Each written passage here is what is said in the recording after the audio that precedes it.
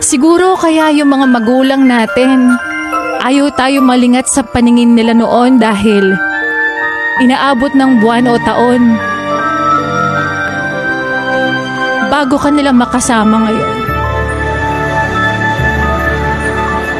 Siguro kaya nung bata tayo, pinapatulog tayo sa hapon kasi kapag tumanda ka na, mamamalimos ka na ng tulog at pahinga.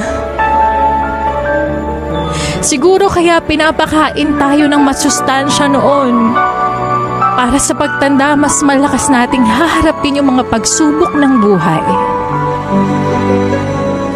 Siguro kaya kailangan sabay-sabay kumakain noon.